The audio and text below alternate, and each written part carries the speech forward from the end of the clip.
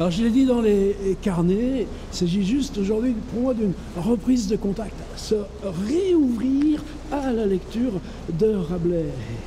C'est pas rien quand on est embarqué. Parce que ça, c'est une drôle de chose l'année dernière, à faire ces 80 vidéos. Mais quand tu recommences à apprendre, pas une habitude, c'est jamais une habitude, mais comment il te monte lui-même au niveau d'énergie qu'il faut, niveau d'énergie, remets-toi bien dans cette direction-là, toi. Et c'est plus que ça, c'est d'agilité contrainte, parce que tu peux jamais te reposer. Et il y a toujours, hop, et puis chaque chose qui s'ouvre. Après, quand tu étudies, tu vois bien vers quoi, de quoi le nourrir, de quoi. Eh bien, quand tu lis à voix haute, il faut laisser entendre tous ces chants harmoniques se déployer. Là, je suis protégé. Au-dessus, il y a la rocade dans ce sens-là. Et là, il y a la rocade dans l'autre sens. C'est une petite rivière qui s'appelle la Choisie. Cette présence-là des petites eaux, j'allais dire, vous savez, Jean-Loup Trassard, des cours d'eau peu considérables. Récitez la liste de vos affluents de la Loire. Je ne sais pas si vous y mettez la Choisie. C'est elle qui va nous donner. Tu l'entends? Entre deux camions sur la rocade. La musique de la Choisie. Ce passage, j'avais fait des essais l'an dernier, ça m'a jamais complètement convaincu, donc j'ai pas mis en ligne. C'est un passage pour moi essentiel, c'est Pantagruel qui fait ce grand tour de France depuis Poitiers, La Rochelle, Bordeaux, Toulouse, Montpellier, puis il remonte par Bourges et Orléans avec la rencontre de l'étudiant Limousin. Il finit par arriver à Paris. Et c'est là où il y aura juste ensuite la rencontre de Panurge. Et quand il arrive à Paris, se fête 20 à Paris avec ses gens, et à son entrée, tout le monde sortit hors pour le voir. Comme vous savez bien que le peuple de Paris est sot par nature, et le regardait en grand ébahissement, et non sans grande peur qu'il n'emportât le palais ailleurs, en quelques pays, à Rémotis, comme son père avait emporté les campagnes de Notre-Dame. D'ailleurs, vous voyez bien, ça c'est intéressant, par exemple. Eh bien, Gargantua, qui est le père de Pantagruel, mais avec 400 ans d'avance, on vit longtemps quand on est chez les géants. Ça, vous savez, il y a aussi une vidéo qui raconte ça. Eh bien, quand il était arrivé à Paris, il avait pris les cloches de Notre-Dame, les avait accrochées au cou de sa jument. Ensuite, vous voyez, il y a la harangue pour retrouver Janotus Bragmardo, harangue pour retrouver nos cloches, et on y est dans Gargantua. Mais c'est bien la preuve que Gargantua, qui ne sera écrit que 2 ans plus tard par Rabelais, les thèmes des histoires sont déjà présents dans cette littérature de colportage.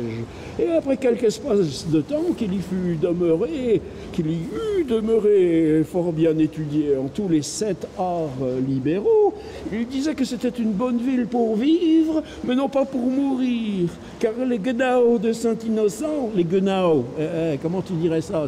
Sinon, ce diphtongue là, je parle pas c'est pas de l'ethnique, mais comment tu veux, c'est le français là, il est écrit en diphtongue. Comment tu veux le lire sans diphtongue? Car les guenaos de Saint-Innocent se chauffaient le cul des ossements des morts. Ben, les ossuaires, t'en as partout. Le cimetière, quand tu as beaucoup de morts dans une grande ville comme Paris, t'enlèves les os, etc.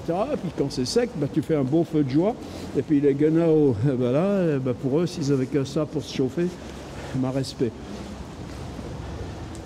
Et puis, la montagne Sainte-Geneviève, là où on a le Panthéon, tout ça, il y a toujours la bibliothèque Sainte-Geneviève.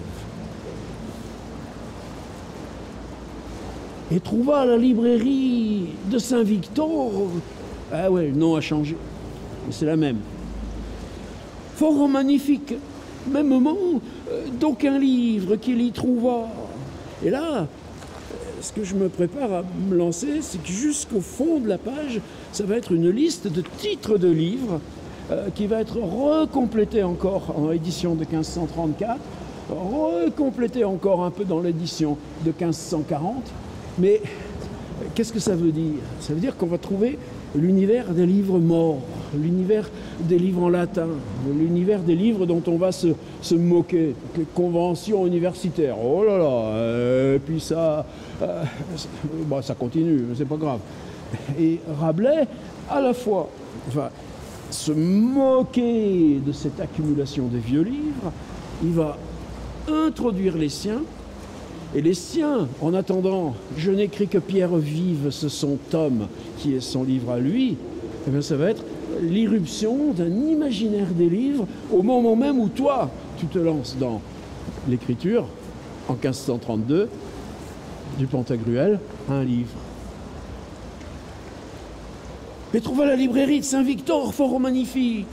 Même d'aucun livre qu'il y trouva, comme Bigas Salutis, Braguetta Iuris, des lois de la braguette, Pantoufla Decretorum, décret concernant les pantoufles, Melogranatum Viciorum, Melogranatum 5 Viciorum 404, et hop là, le peloton de théologie, le vitempreneur des prêcheurs, composé par Pépin, la couille-barine des preux, les ânes-bannes des évêques, Marmoritus det des babouinis et singis cum commentu torbellis. Comment que les babouins et les singes, ça vous fait des bruits qui ressemblent à des machins qu'on ne comprend pas, mais commentés par ce fameux Dorbellis. Souvent, c'est des noms là de bien gens respectés, tout à fait réels. Decretum universitatis parisientis super gorgiasitatem muliercularum ad placitum. Traduisez s'il pouvait. L'apparition de Sainte Gertrude à une nonain de Poissy étant en mal d'enfant. Ars honesté petandi in societate par ortuinum, le moutardier de pénitence, les ouzo, alias les bottes de patience, formicarium atrium, des brodorium usu et honestate, chopinandi, chopinon, mais honnêtement, per Sylvestrem prieratem Jacopinum, le Bellinancourt, le cabas des notaires, le paquet de mariage, le crésio de contemplation, les fariboles de droit, l'aiguillon de vin, l'éperon de fromage, Decretotarium scholarium, tartaretus de modo cacandi, l'art de faire son couler un bronze, comme on dit, les fanfares de Rome, Bricot, des differentis suparum, ce fameux Bricot qui avait écrit des différentes manières de manger sa soupe, croyez-moi, le culot de discipline, la savate de humilité, le tripied de bon pansement, le chaudron de magnanimité, les anicrochements des confesseurs, les lunettes des romipettes. Ça me plaît toujours, chaque fois que je le dis, les lunettes des romipettes. Majoris de modo faceuillandi boudinaus, comment tu fais quand tu cuisines ton boudin. La cornemuse des prélats, Béda, homme de bien, 13 Sorbonne, là, des optimitate tripatum, la complainte des avocats sur la réformation des dragées, des poisolards cum commento, la profiterole des indulgences. Ah, les indulgences, grand problème politique. Aristotelis libri novem de modo dicendi horas canonicas, iabolimus de cosmographia purgatori, questio subtilissima, utrum chimera in vacuo bombinans poset considere secundas intentiones et fuit debatuta per decem hebdomadas in concilio Constantiensis. Ne me demandez pas ce que ça veut dire, ça m'est complètement égal. Mais les sonorités, comment la langue s'écrit uniquement, tu te retires, tu fais un pas en arrière, que je ne tombe pas dans la flotte. Tu arrives dans la zone du non-sens, de l'illisible. Ben si, la preuve, c'est que tu le lis. Mais le lisible produit, hop là, on te pousse dans le dos pour entrer dans le non-sens. Et là, Rabelais s'invente lui-même. Rabelais trouve qui est Rabelais et quel sera son livre. diabolinus et cosmographia purgatorii, questio subtilissima utrum chimera in vacua, c'est la ligne que j'ai déjà lu. Le mâche fin des avocats, barbouillamenti Scotti, et pourtant Scott, qu'est-ce qu'il en a barbouillé des livres? La rate-penade des cardinaux, la godemare des 9 cas de conscience. Alors tu vois, il écrit, ah non, parce que ça il l'a rajouté, mais il écrit le ravasseur des cas de conscience. Savez-vous, vous, ravasser? Êtes-vous, vous, un ravasseur? Et dans vos cas de conscience, êtes-vous, vous, un ravasseur des cas de conscience?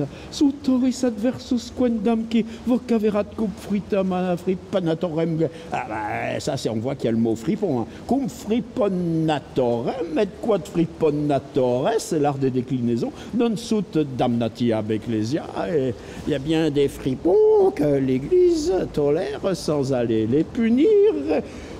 Cacatorium medicorum, il n'y a pas besoin de traduire, le ramoneur d'astrologie, le tirpé des apothicaires, le bescu de chirurgie, antidotarium animé merlinus cocaius de patria diabolorum, dont les aucun sont déjà imprimés, et les autres l'on imprime de présent dans cette bonne ville de Tübingen.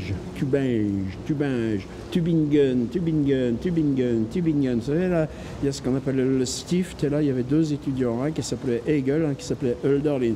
Ils étaient dans la même chambre, ces 2 étudiants. Et Hegel, il en voulait à Hölderlin, parce qu'il n'y avait que la philosophie. Et Hölderlin, il disait à Hegel, qu'est-ce que tu veux, mon gars, si tu fais vraiment que des poèmes, ça t'emmène pas loin. Et puis ensuite, Hölderlin avait dit, non, moi, je ferai pas...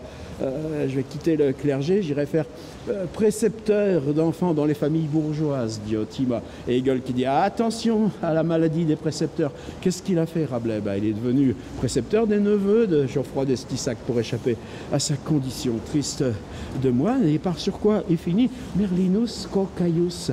Eh bien, ce grand Merlinus Cocaius, Merlin Cocaille, italien, mais qui a fait plein de récits, comme la tempête, comme la descente à l'intérieur du corps des géants. Donc Rabelais reprendra, parce que c'est quoi écrire? Tu cueilles là les histoires qui sont dans l'air, et tu les redonnes. Et là, tu les redonnes avec ces livres, dont les aucun sont déjà imprimés. Ouais, mais l'imprimerie, depuis combien de temps? Ah, ça commence à faire pas loin de 40 ans que c'est là. Et les presses à imprimer, où est-ce qu'on les met? Plutôt en dehors du pouvoir royal, bientôt à Lyon. L'imprimerie, justement, où lui, il imprime. L'imprimerie de Claude Noury, près Notre-Dame de Confort, parce que, bon, si ça tourne mal, hop, t'as vite fait de partir en Suisse où on ne peut pas te rattraper. Et puis, les autres l'on imprime de présent en cette noble ville de Tübingen. Voilà, Tübingen, le pays du grand Gutenberg. Les livres qu'on imprime à Tübingen, comment on se les procure? Par le colportage, par les foires. Et ça aussi, c'est important.